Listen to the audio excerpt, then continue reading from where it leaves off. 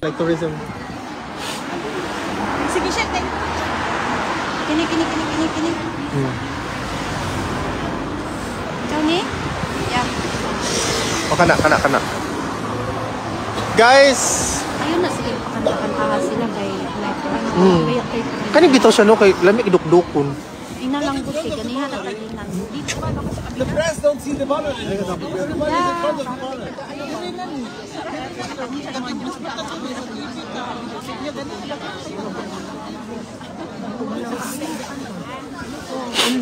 Gay libog-libog na to. Kaya nga, ano lang tayo nila, baka sa kabila. Nice. Laban rata. Relax ka doon. Yeah.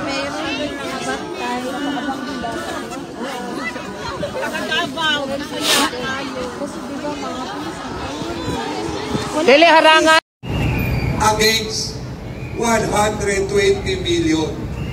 Ang tunay na salot ng bayang ito, kaming mga politiko. Lord, kunin nyo na sana kami lahat. Wag muna! Tapos lang muna ang kunin. Pakiusap po, tumatayo ako rito bilang isang tatay. Tatay ng aking mga anak. Ang aking bunso, abogada. Ang pangalawa ko, doktora. Ang panganay ko, kasama ko ngayon, graduate na at may apo na ako. 67 years old na ako. Pero bakit nandito ako? Dahil mahal ko ang bayan ko at higit sa ipaglalaban ko ang mga kababayan ko.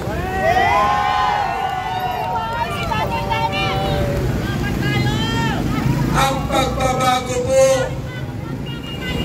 ay kailangan nating lahat ng pagkilos. Tandaan nyo ang kasabihan, kung ano ang tinanim natin, siya ang ating inaani ngayon. Nagpapabayad kasi kayo sa eleksyon.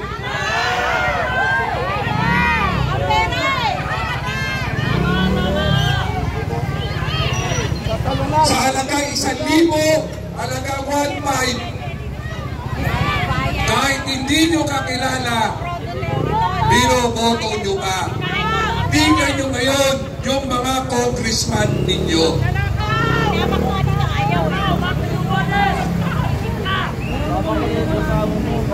At magnanakaw ang ama, magnanakaw na rin ang membro ng pamilya. Gusto nyo po ba mabaon na tayo? Baon na ho tayo sa utang.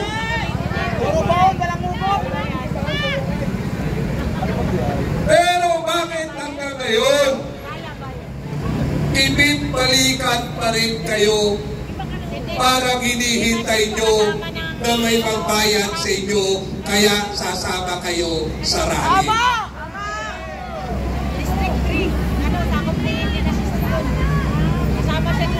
Lord, alam po namin, Panginoon, na binigay mo sa amin ang bayang ito. Kailangan lang po siguro namin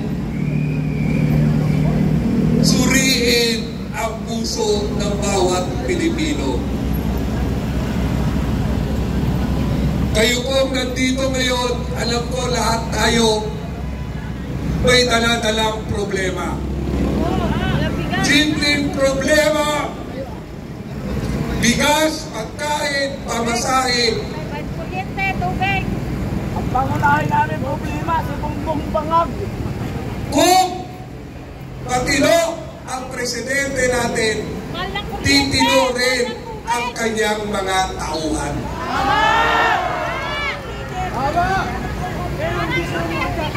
Ang krisis ng bayang ito, leadership crisis. Pinaparusahan pa tayo ng Diyos. O baka naman,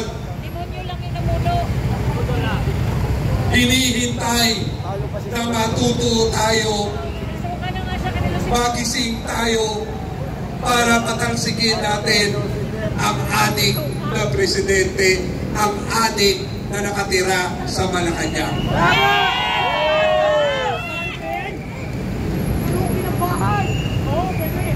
Tingnan niyo po ang ating mga congressman.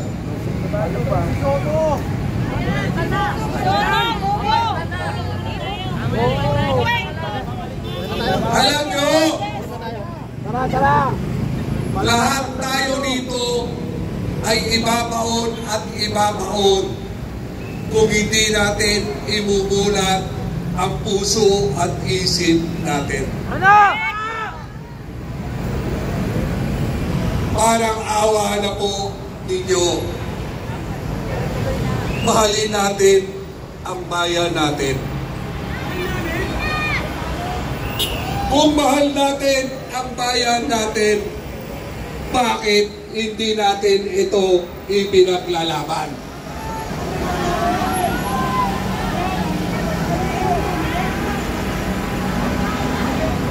Kulang pa po ang tinataya niyo yun. Ako po, mataas ang respeto ko sa ating mga kapulisan. Ako ho, ang committee chairman ng Peace and Order sa City Council. Alam ng mga pulis kung paano ko sila sinusuportahan. Kaya ako po ay nakikiusap sa hanay ng kapulisan para sa bayan. Tumindig po tayo para sa bayan natin po. Yun!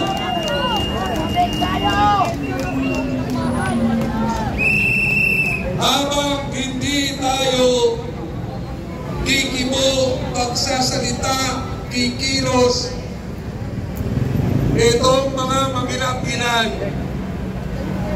na buhaya, ito po ay lalabon sa atin. Kayong mga nanonood, lumabas kayo sa inyong komportableng kinalalagyan. Kailangan kayo ng bayang ito. Kailangan kayo ng ating mga kababayan.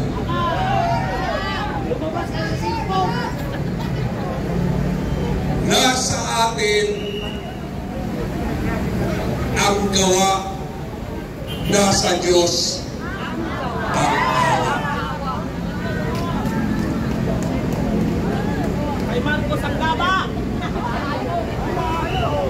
Isa na lang po ang pakiusap ko sa lahat ng nanonood at nakikinig po ngayon.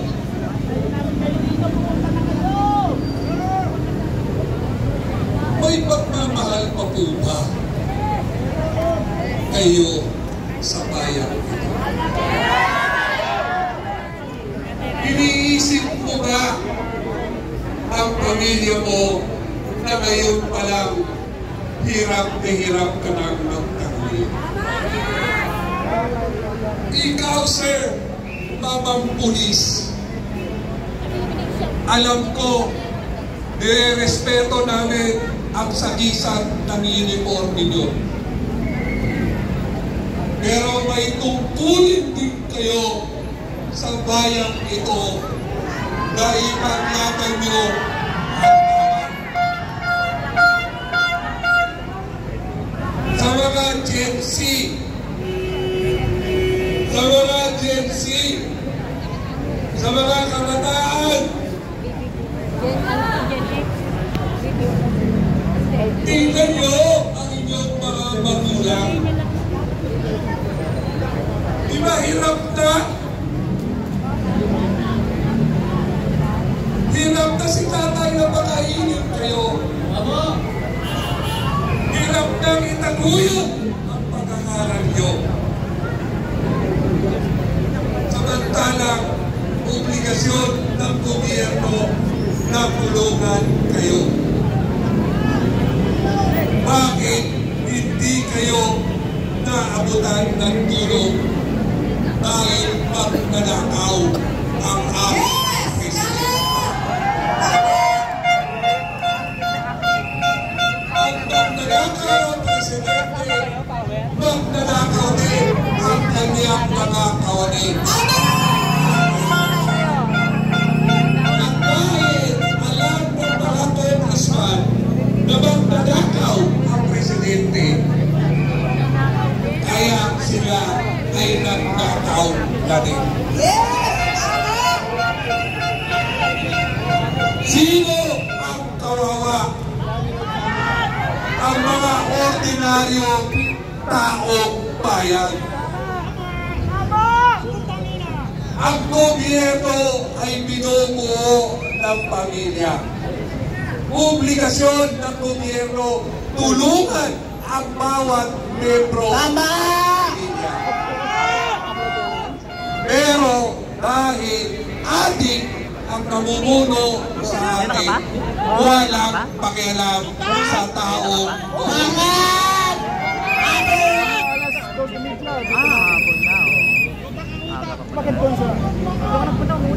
ito po ang huling ibig kasi po. Kay Kuya Ate, tingnan mo ang sitwasyon nyo. Tingnan nyo ang itsura ng tatay ko. Tingnan nyo ang nanay nyo. Tingnan nyo ang mga kapatid nyo. Putang ina, tingnan nyo ang buhay ng mga congressman.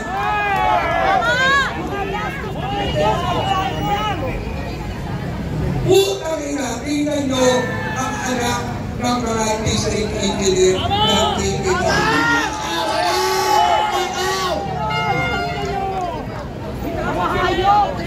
Putang ina natin lahat pag hindi pa tayo nagising.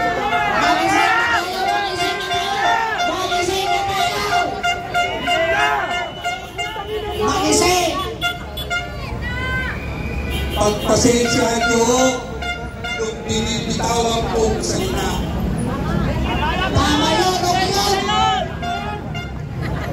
Dahil nakikita ko ang inyong pagbibirang. Kaya,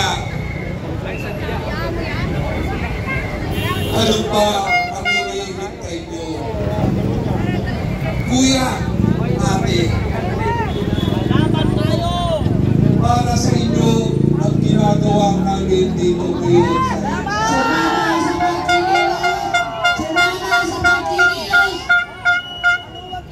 Samahan nyo kami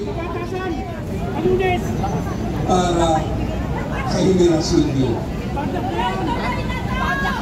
Ayun ang pinaglalaban namin. Ate, Kuya, matanda na si tatay at si nanay.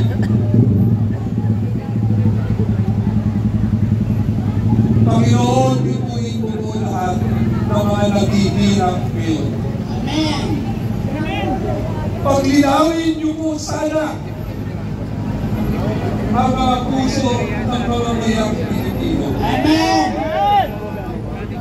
Bituin niyo po sana ang mga nakakaangat na umiral ang pagmamahal sa bayan at sa kapwa. Amen! Lord, kunin mo na si BBM.